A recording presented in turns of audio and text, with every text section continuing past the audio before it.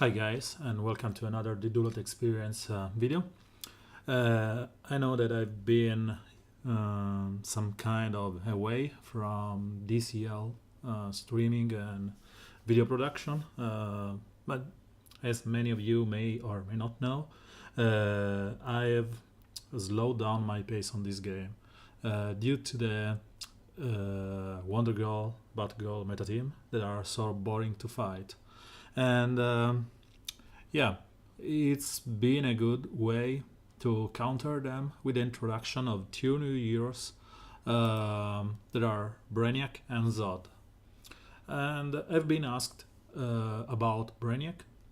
As you may know, I am a huge Superman junkie, so Brainiac, I see him more like a general DC supervillain than a specific Superman one.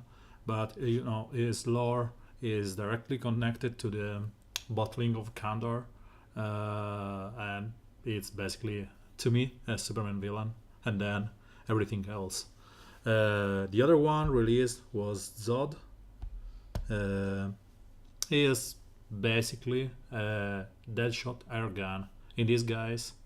He has the same can miss on all attack, big hit on his third, cooldown reduction if he kills something, through special damage, and healing immunity if he crits. Yeah, and the additional true damage is basically the same as Deadshot Air Gun, as you can see here. Can miss, crit damage increased, a big hit, true damage, and damage on his first, increasing crit to all the team, and a self-buffing skill. But this is not about Zod and Deadshot Air Gun, it's all about Brainiac. So I've been sick the past week, and I had the time to really play this game a lot. I ended up like rank 20ish, and I want another rank 35 to have him L3. I didn't buy any gem pack for him, and I don't mean to. I think his perfect spot is L3 with these 3 legendary points if you want him as a lead, or just take the first one instead of the 5th if you don't want him as a leader. And he is fully skilled as a level 60. I was thinking to get him to level 64, sorry, just to have the full 15% turn meter increase, because this is huge. And this one is just 3 death rings and a lot of off rings for 5% chance more, and I don't think it's worth. I will save my blue rings for next month heroes. Let's talk about his kit. His best skill to me is this one that grants rage immunity at the start of the battle and turn meter up. This is a game-changing skill, and it's pretty huge because it will allow slower heroes, sorry for the phone, slower heroes to act before your opponent turns, and really messes things up. That's why I'm thinking to getting him to level 64, even if I don't want him to gear 11 just yet. And as I love my stunner, this skill is basically huge. Does a lot of damage, stuns, and has a chance, if he's shielded, to proc on another target, which is just gravy. So this other skill, crit immunity, it's negligible. And this Drone Blast, the double shield, to me is pretty good because 60% shield means that even in case of AoE, Elegant Majester, or Starfire, or the Lasso from Wonder Girl, is good. And talking about Wonder Girl, his leadership means that she is not such a big issue for you because he will negate damage. And one thing that people misunderstood at the release is that this completely negates the retaliation damage, because the damage immunity will stick on the target that's getting the buff. So if you have like one hero with a lot of buffs, let's say Power Girl on your team, she will keep giving damage immunity to your guys every of your guys' turn. And then guys like Arceus, Power Girl, Wonder Woman, Champion of the Amazon, and so on, are just Allegory Majester are just negligible because they will do no damage.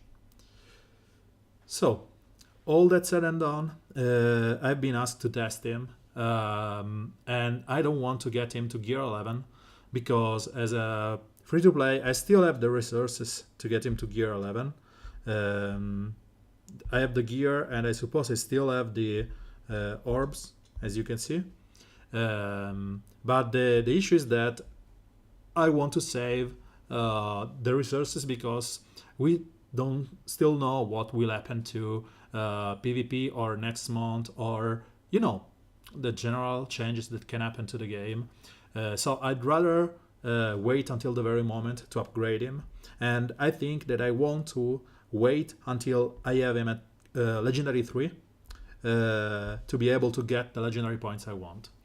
I think that if you want to use him as a leader, this is your mandatory first skill, because it will allow you to go straight to 3 after you at the beginning of its turn, and the shield on the rest of your team enables other heroes like Al Jordan to stun again, or maybe your Arceus and so on. And those shields are useful as a survival mechanism. They make, for example, Wonder Girl resilient to death from Red Robin on turn 1. She will live with a sliver of health. So if they have their own Red Robin, let's say they have Brainiac, Wonder Girl, Red Robin, and another one, you will be basically screwed because she will not die, so you have to, kill her in other ways. His kit is pretty nice. This is gaining 30% shield, which is a lot. You have fought Al Jordan so many times, and you know how much this shield is horrible, and is always getting that kind of shield. So imagine getting a mix between this and this, or the both of the gain if you have the legendary points. So to me is a really good legendary points and a pretty good skill. This one you'd rather not use it because you will basically go, if you don't have the leadership, or if you are not using him with Al Jordan leadership or something else, you will basically not using the drone blast as his first skill and then the stun. But again, this skill is good at controlling targets, does so low damage, even at narrowly max skill, and the crit immunity is useful as a survivability, but as I said, you don't use this skill that much. This is huge, does a lot of damage even against gear 11 targets, and the stun is 100%, so send me in. And the legendary point here is only 25% chance to call assist, but it procs on everything that it does. And if you have for example, you have your stun team with Killer Frost and I don't know, Donna Troy, calling them for an assist is huge. I know it's only 25%, and we went over with some Alliance Maze, Neutron Star, for example, and M4, saying that, it's only 25%, and that's not that much. I would have loved if it was 40% to be consistent with, Constantine and Pheromone Kiss from Ivy. But it's on every attack, so it's not on a special move. Let's go over Constantine. It's not on a special move. So it's basically gravy.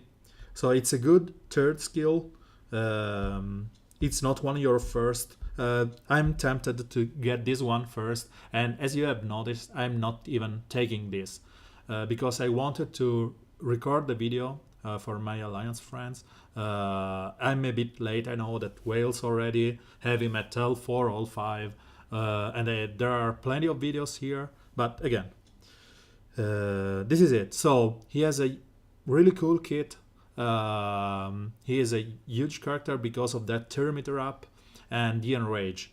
So I will probably go on and purposely lose some matches because he's gear 10, but I will show where he can shine. And with fight like this, I've saved this because it's demonstrational. It's even good. So this team is so resilient to Wonder Girl, and I will show this because I will go with Wonder Girl here and my usual old Superman team. Sorry, I think I need to lower the volume a little bit. Wonder Girl, I said Superman, I misclicked. And then, as they are a lot of green guys, we can go with Adrian or whatever.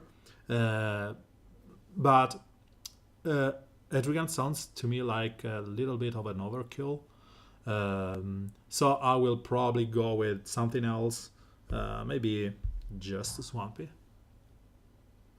So the plan here is to showcase what Wonder Girl does not do against Steppenwolf, which gives like 5 buffs every turn, and even a Clayface on the other team. So this is when you how you play safely, because you have that gain in thermometer up, but you don't have on your first turn on your leadership your Brainiac, and this is showing like Brainiac in another spot is just providing a thermometer up for all their team beside Clayface, which is pretty low. And let's go over it.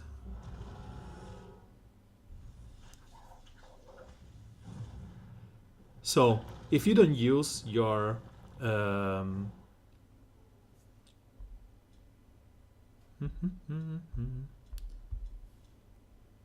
oh, let's kill them. If you don't use your Brainiac in the leadership position, it's pointless to use him because you will basically... I didn't even notice that she was dying. You will basically lose his chance to save your teams. But if you encounter a Brainiac team with him on leadership, things can get messy. He enables Clayface when he's a leader, making your team so reliant. So let's see what we get. So we get a Brainiac team, on the other hand, with a Wonder Girl.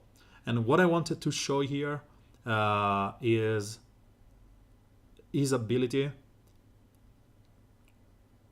Let's go with our own show here.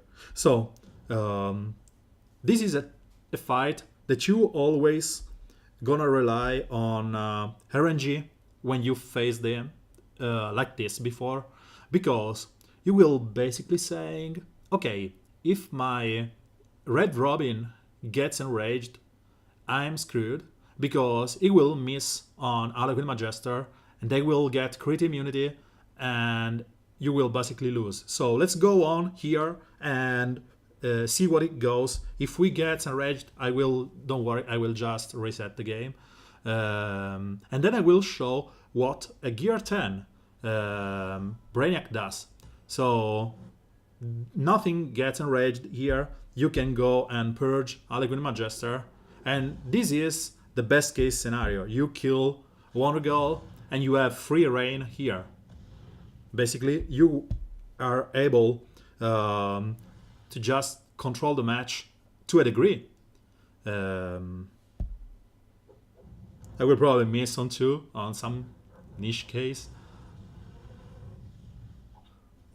So this is how the game should go if you are allowed to play out as you wish. As I said, I will miss on 2. And if Wonder Girl was here, I think it would have gone, south, because you would have lost basically half of your team.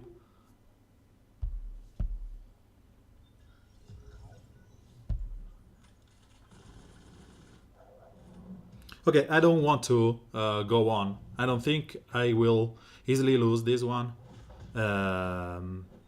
But it's pointless because it's not the purpose of the video. As you can see, I will kill Aliquid Magister, and then it's just a matter of time. I will crit chance up here and one shot Hetrigan next turn. So this is one, okay? If I just go here, I will bring him down enough that I can kill with Red Robin and Etrigan and Larfreeze. So let's get out of here. This is what you used to do before before the existence of Brainiac. Now with Brainiac in the picture, you can go with something like this. Brainiac, and then you are sure that Aliquid Magister is a non-issue. You can just let's say bring something like this here.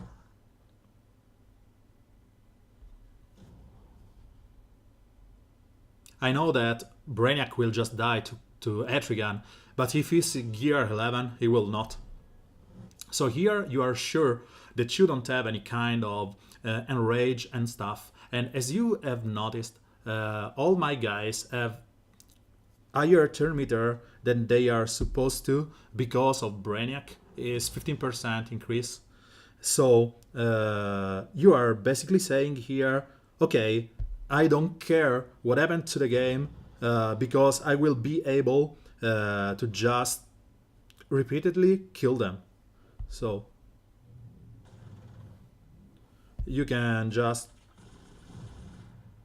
one-shot everyone. And as I said, it's okay if Hedrigan did go on someone and one-shot them. It's no problem. We know that this could happen. He will miss probably here. Yep.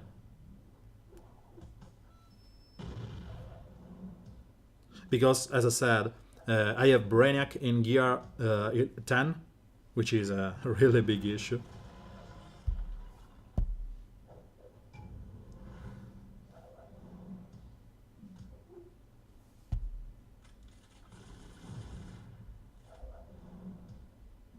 So he lost the crit immunity.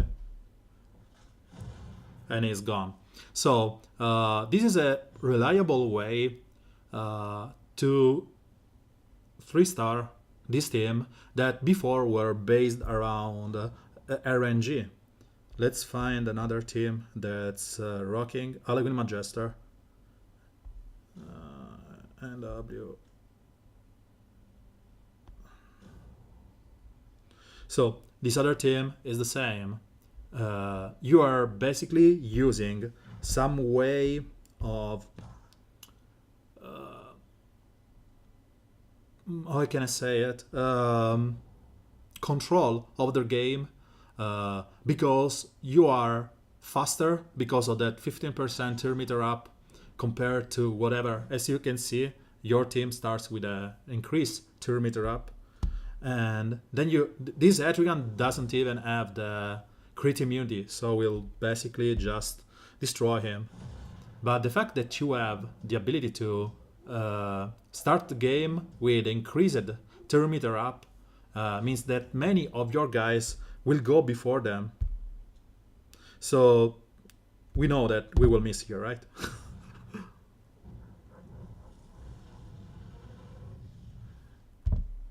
And this is where you want to have some kind of shields or whatever, because right now we will know that Jessica Cruz will AoE and kill our Brainiac.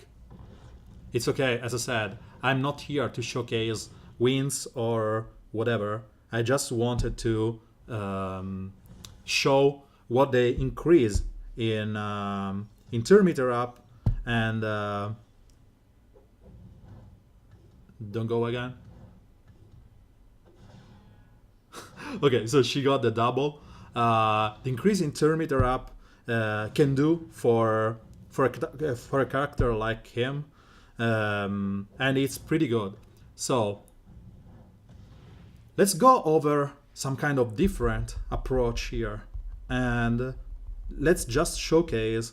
This is a good team to showcase this one. We have Wonder Girl on the other side, and let's say we want to go on more of a conservative approach. So they have Wonder Girl and Harlequin Majester. So one thing that you can do here is maybe making sure that your team gets some buffs and stuff just to allow you to kill them. So let's say we go for something like Steppenwolf.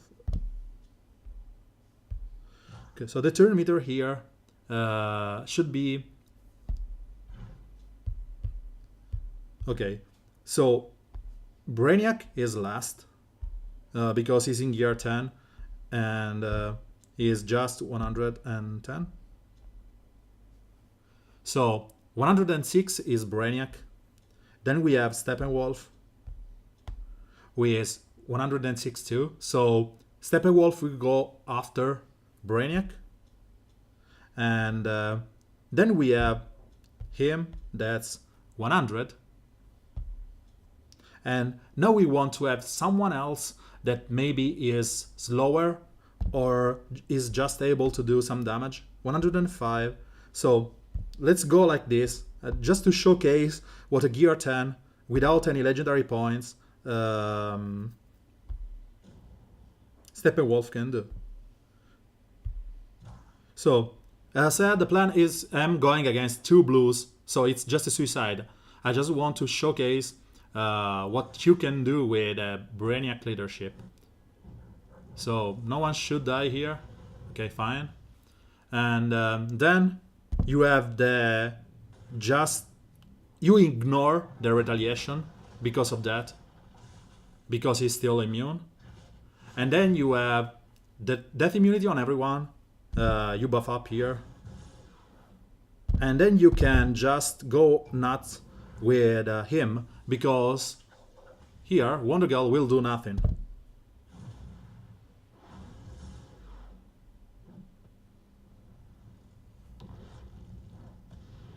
And now this all goes south because we don't have any kind of red. But you got my point. My point is that you can bring Steppenwolf and the likes to the party, because you can just ignore the effect of Wonder Girl. She's not completely negated because she will still dispel 5 buffs from your team. And that's huge, especially if you are using Superman and stuff like that.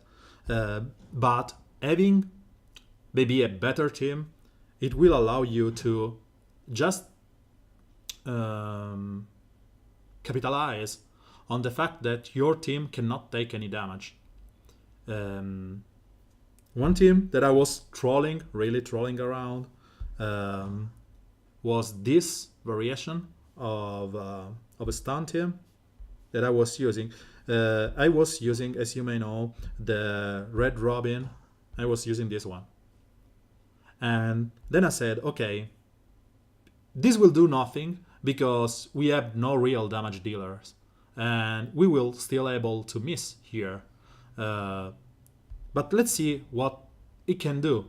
I tested against a similar team without Jessica Cruz, but it's the same. He had Atrocitus on the leadership position.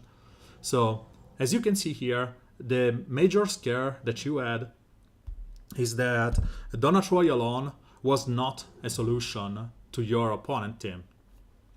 And because of the turn meter as you can see here, everyone is going before the fastest of their guys that are Hatrigan and Power Girl and Wonder Girl. Sorry.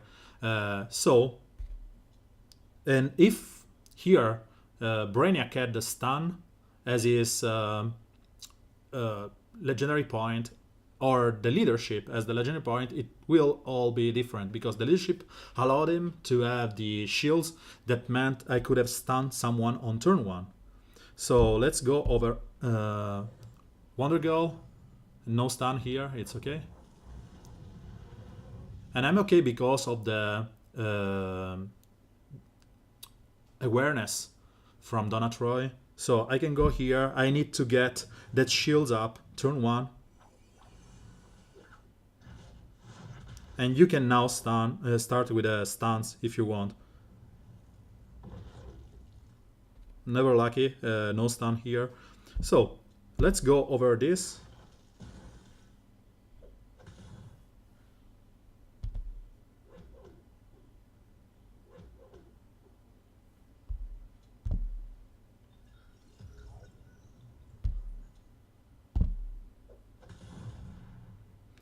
The good thing about having Grodd as your leadership is that he does way more than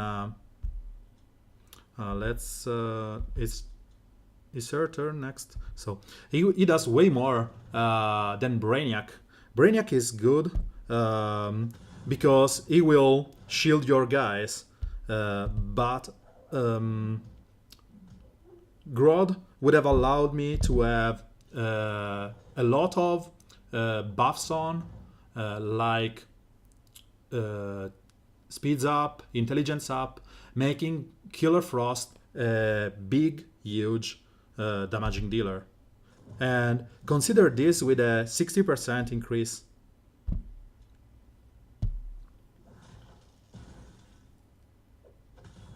And the call assist from Grodd on every stun are so clutch that you have to consider them when you think about.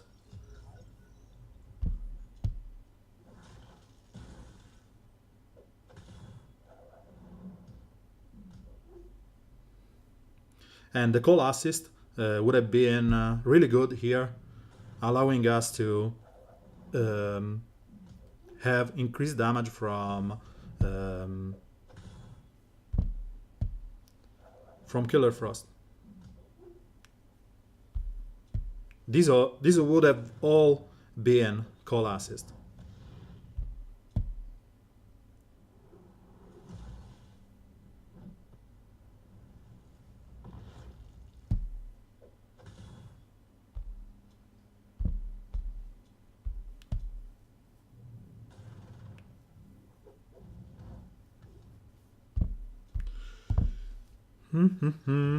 This is obviously going south because we don't have any additional damage on them.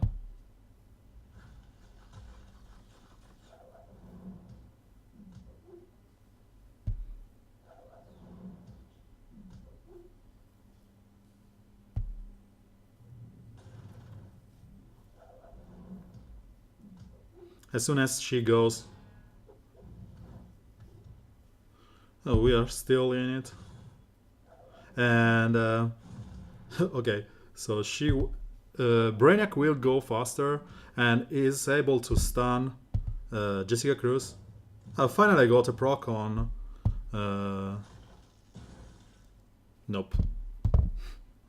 I thought that I had a proc on Killer Frost.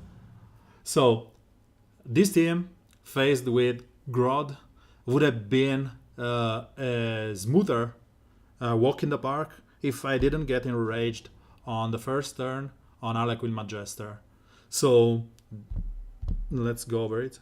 Harlequin Majester is a threat on his own, on her own, because of the enrage and the evasion.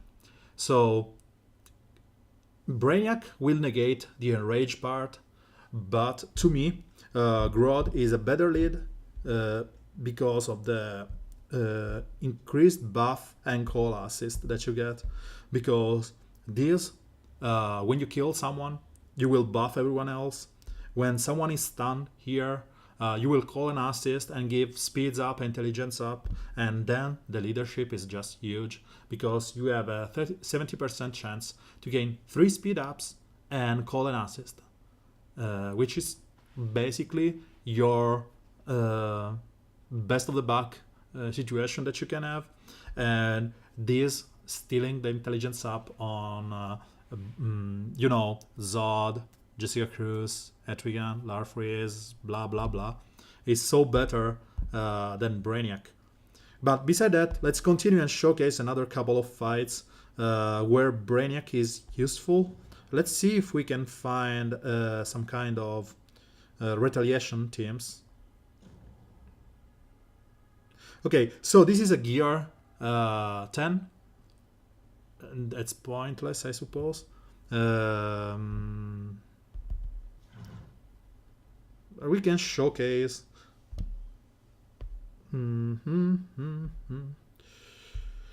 Clayface here. And I suppose we can Clayface just to show what you can do and ignore their threats. And maybe, I don't know, Alagulma Jester. Let's go over this just for the lulz. As I said, I'm not here to showcase wins. I'm here to showcase when you have a situation where you would have you have been screwed to some degree, because you wanted to bring your Clayface, and that's Wonder Girl on the other hand. So what you can see here is that, okay, so it didn't even proc Wonder Girl. It's okay. And as you can see, I've lost some buffs here, but the fact that I still have the chance to keep the damage immunity means that I am able to keep playing with it. And again, buff are purged, but I'm still able to go on with my plan. As you can see, we are losing some agilities up and stuff from Clayface, but because he gives like 10 of them, you are not risking anything. I should have killed Donna Troy. I don't know why I went for Power Girl.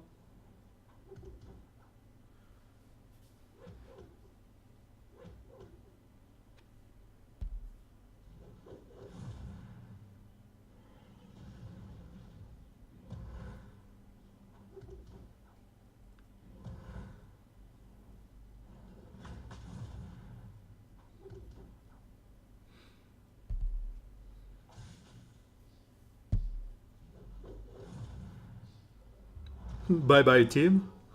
No, he is still alive.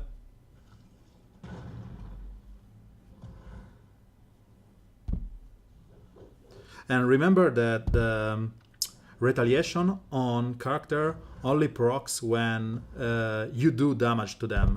So because she had the evasion up, no damage would have done to her, so no retaliation. So let's go here and kill her. It's gear 10, that's why it was possible, or my team was long lost, gone.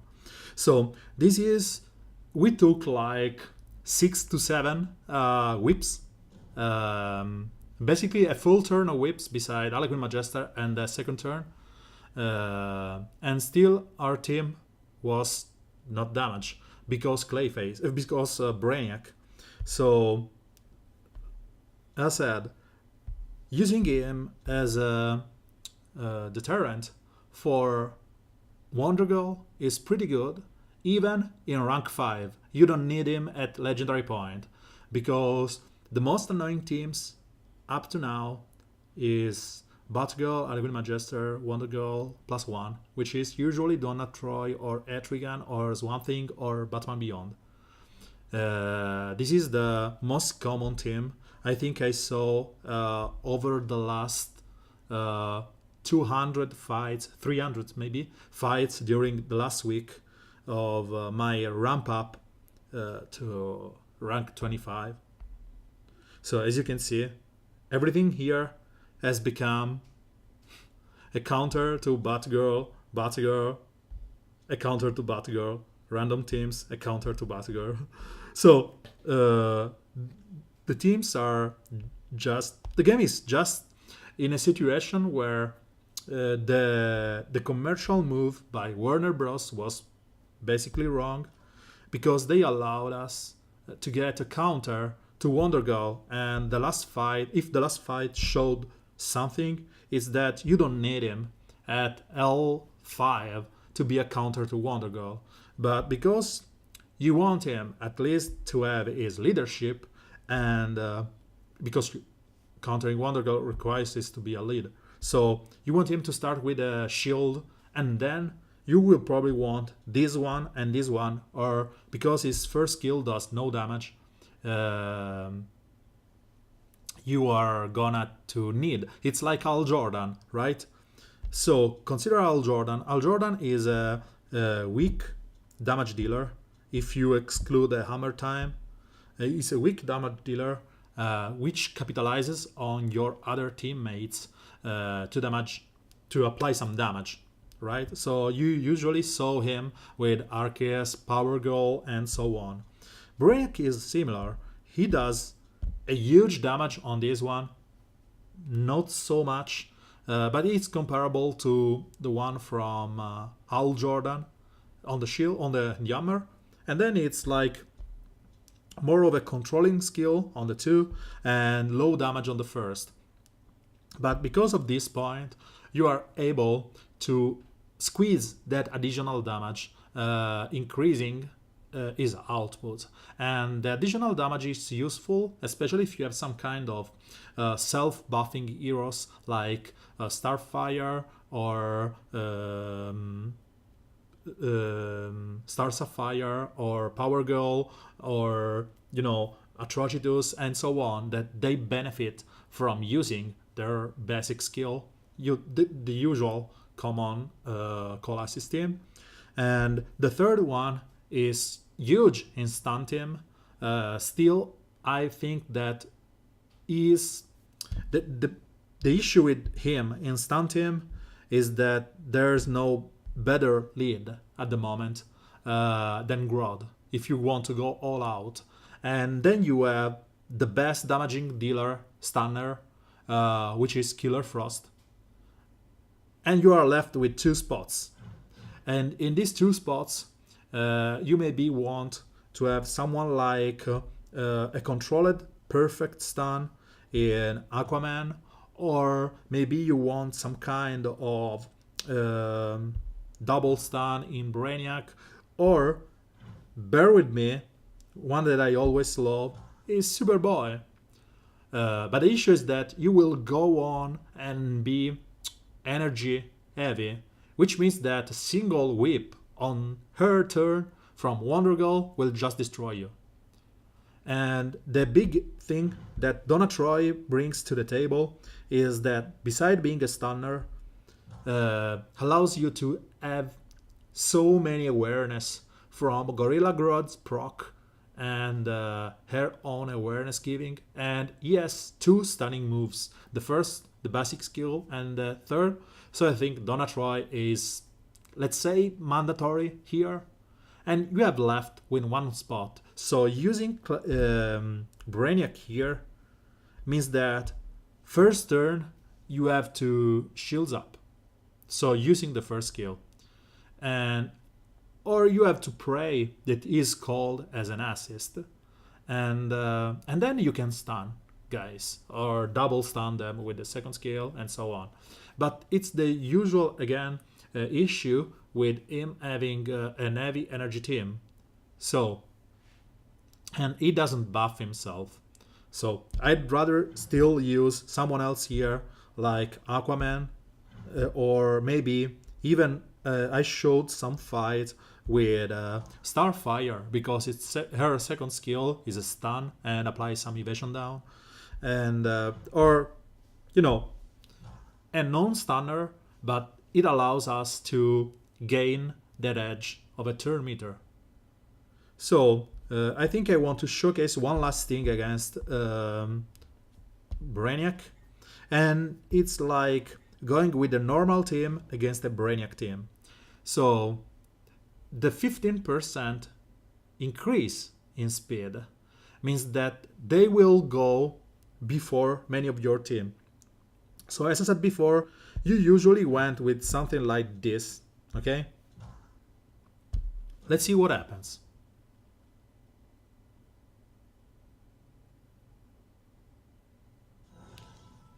Because of their turn meter up, basically their whole team will go before yours. And as soon as you are done, you still have a chance to maybe kill someone or whatever. But if his team was not containing Huntress or had better synergies or whatever, you were basically screwed. If his team was, Swamping instead of that Huntress, you were just out of the game because they would have killed everyone before you went.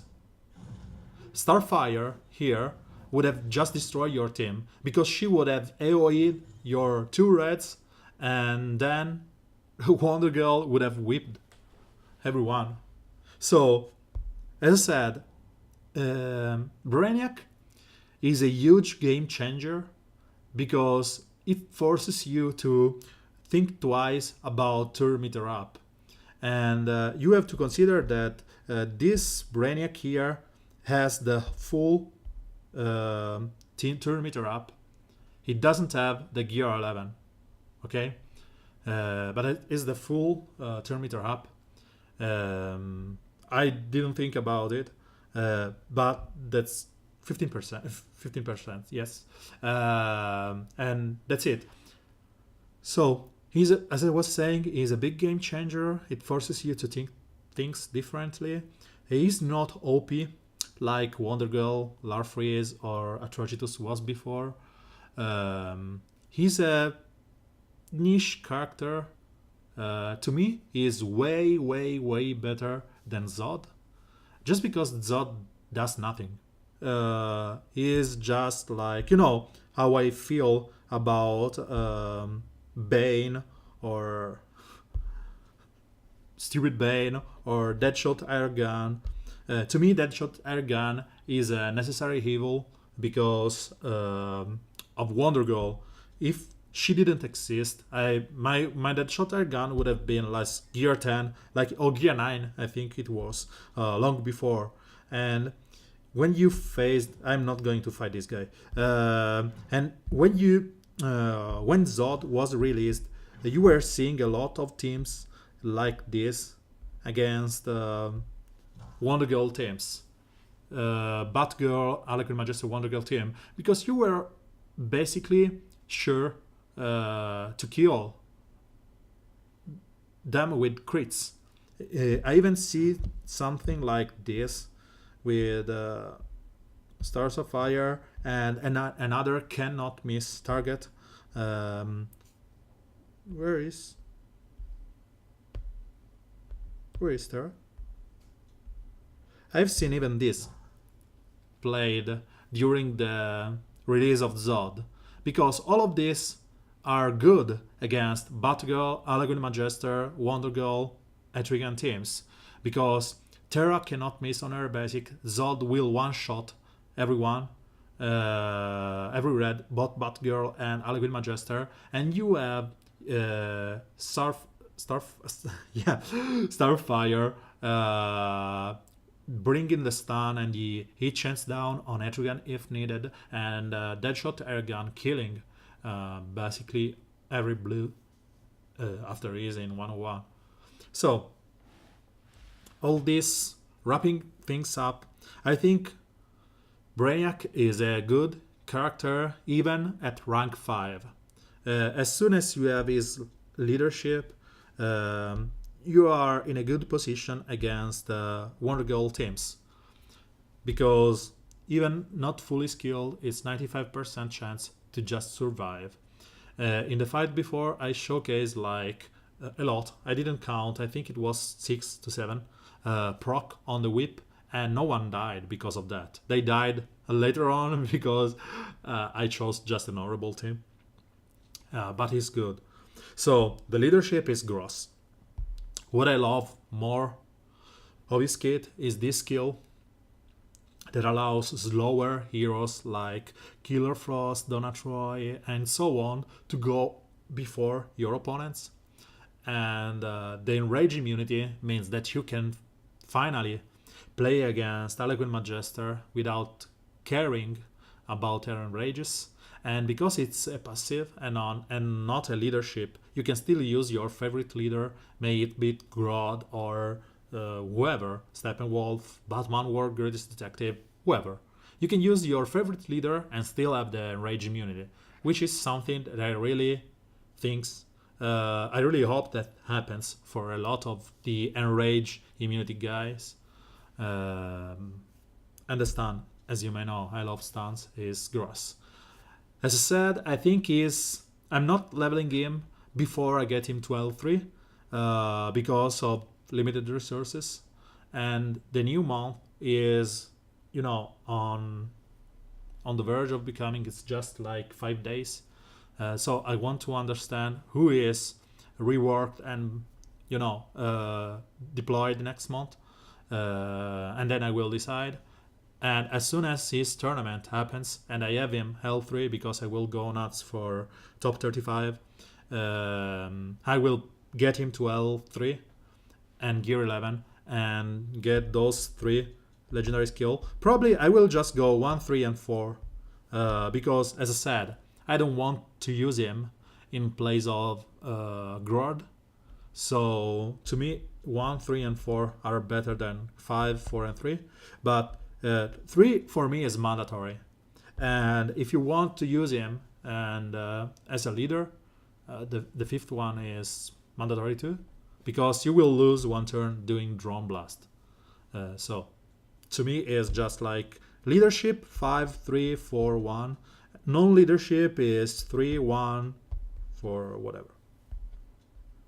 And as I said, you may even consider 1, 3 because he only stuns if he's shielded. So I'd rather get a safe shielding situation with 60% shield than a weaker shield one.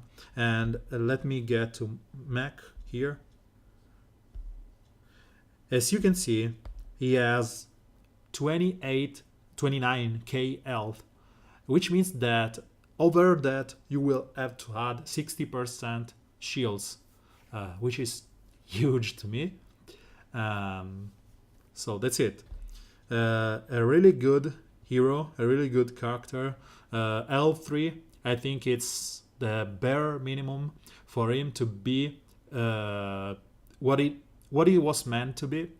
He's playable in rank 5. As I said, mine is basically rank 5. I don't have any legendary points allocated. And if you are in gear 10, he's just a monster. Because I will go on and show his damage in gear 10. Let me go over some of these low-level teams. Let's get one of those. So we have 2 gear 11 arrows. Let's go over this.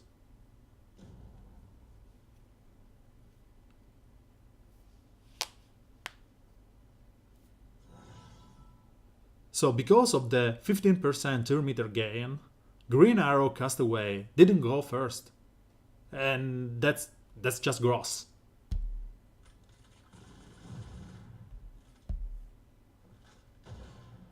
So the game has basically changed because of that.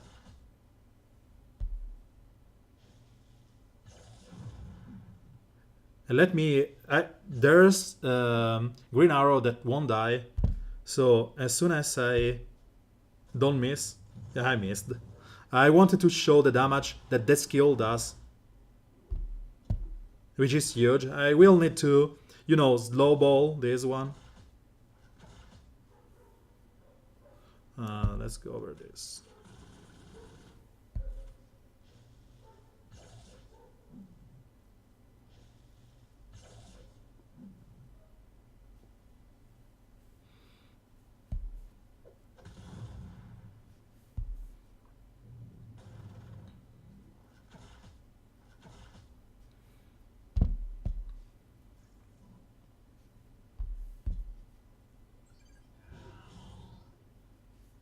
So as you can see, this skill in gear 10 does a low damage. Let's find if I have another energy available. Let's find another gear 11 guy, and let's try and use the third skill. Yes, I have another. So let's find this rich kid as. So this should be gear 11. Let's see. Rich kid, tell me you are gear 11. 10? No, gear 10. Okay, so rich kid is not that rich. Okay, we can go over it, but I think that there's no way I can. Okay, let's go over this like this.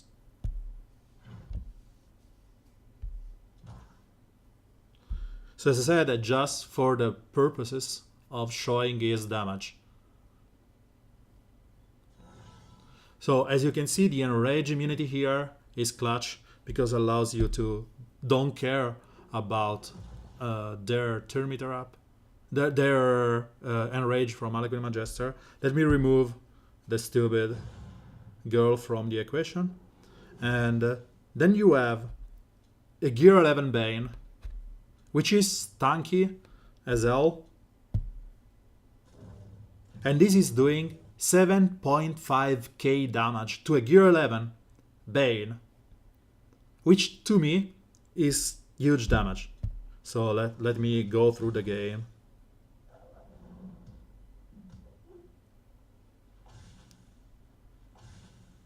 As long as I control Bane, I'm fine. Both Harlequin Magister and Red Robin do no damage to my guys, so I'm fine with this.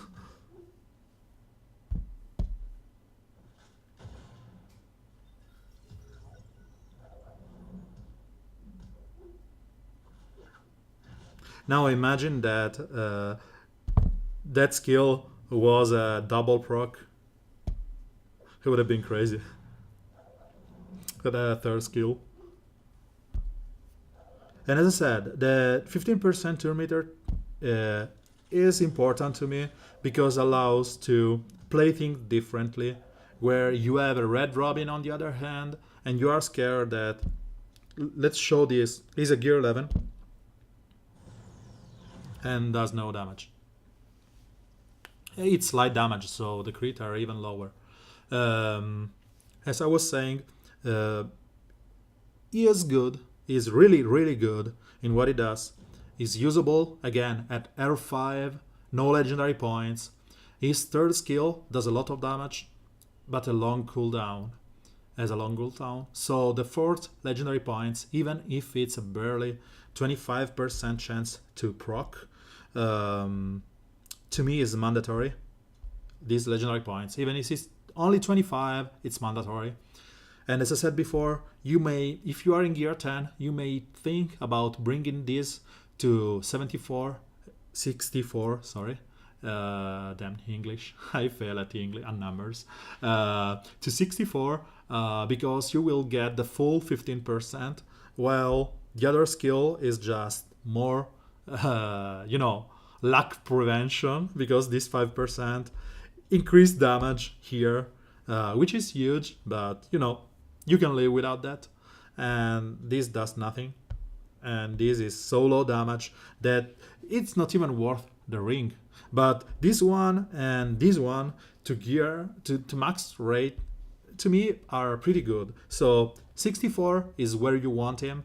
If you remember, you used to do that for a character like Huntress, which used to have the full 100% chance to use Bird of Prey and Castaway Green Arrow to get the full multi-shot and 20% chance to proc the thing here.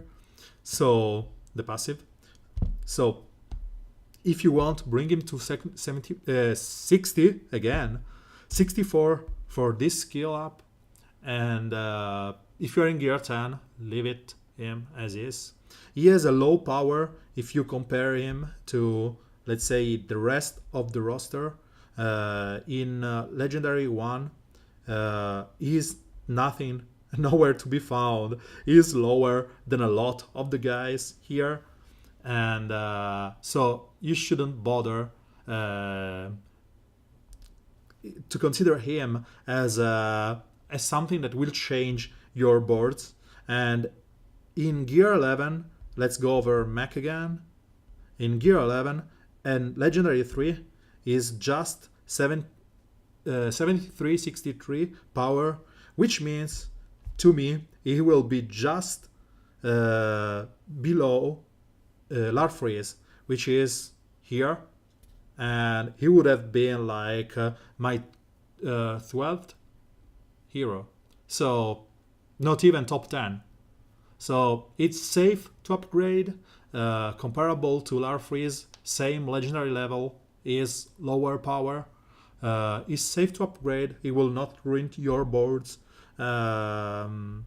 He is a good character, perfectly viable at rank 5, pretty bonkers to me at Legendary 3, and perfect at Legendary 4. As I said, I really wish I was still a little whale or dolphin or whatever, and I would have played with him and bought his kit, because at this moment he would have been L4. And his L4 is 5, 4, 3, 1, and he's perfect like that. Besides that, I hope that I didn't bother you too much. I'm not used to be concise because I'm not streaming, so I just wandered a lot talking about Al Jordan and whatever. I hope that this was useful. Let's go over his stats again. So it's 70k health, 106 speed, and he gives everyone 15% at the start of the battle, changing things up. If you found this useful or interesting, as usual, thumbs up, subscribe, follow on Twitch or whatever. And I hope that next month brings us some kind of interesting content, maybe alliance raids, world boss, whatever, just something to make my interest spark again, because I love the game and I really want to play it more. So all that said and done, I'll, as usual, thank you for being here, for listening to this, and bye bye, ciao.